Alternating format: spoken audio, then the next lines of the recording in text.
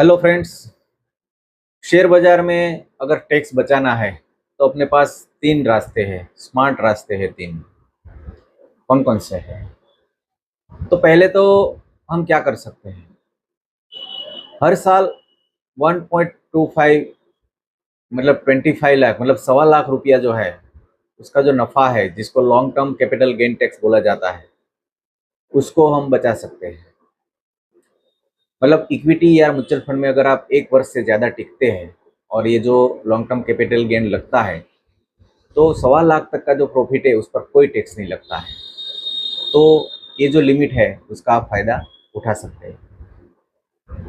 दूसरा है, आपको उसमें क्या करना है, 12 महीने तक आपको होल्ड करना है। मतलब जो भी परचेज किया है आपने उसको 12 महीने तक आपको छेड़छाड़ नहीं करना है, मतलब बेचना नहीं है। 12 महीने के बाद बेचोगे तो ही आपको फायदा होगा, वरना क्या होगा, कैपिटल गेन टैक्स लगेगा।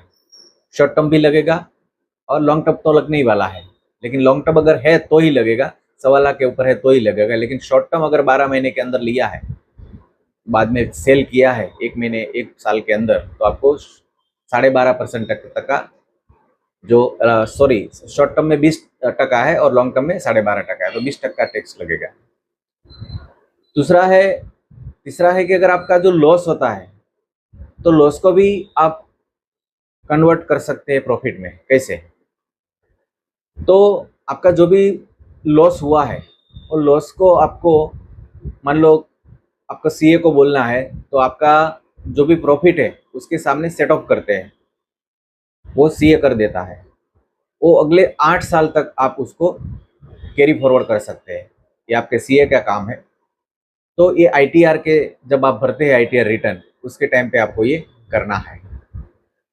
तो याद रखिए, शेयर बाजार खाली रिटर्न के लिए नहीं है, उसमें टैक्स प्लानिंग भी करना बहुत ज़रूरी है, वरना आप जो भी प्रॉफिट कमाते हैं उसमें से ज़्यादा आपको टैक्स भरना पड़ेगा। तो ये जो स्मार्ट रास्ते हैं वो मैंने आपको बता दिए। एक तो पहला है कि आपको 1.25 लाख तक का जो प्रॉफिट है वो निकालते रहना है ताकि कोई टैक्स नहीं लगेगा, अगर ज़रूरत है तो। बराबर। दूसरा है, 12 महीने तक का जो भी परचेज है वो उसको आपको 12 महीने तक सेल नहीं करना है। और तीसरा है, अपने सीईओ को बोल के आपका जो भी नुकसान है उसको वो कैरी फॉरवर्ड कर सकता है। बराबर है, तो वो सेटअप कर देगा, वो आपका सीए काम करेगा। तो ये तीन रास्ते हैं टैक्स बचाने के। तो अगर आप इक्विटी में काम करते हैं, म्यूचुअल फंड में काम करते हैं, तो ये सारी बातें आपको जानना जरूरी है।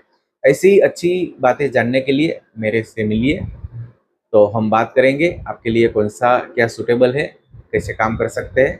आइए और मिलिए, ताकि पता चले कि आपको आपके गोल क्या है, आपका रिस्क क्या है। ठीक है, ओके, बाय।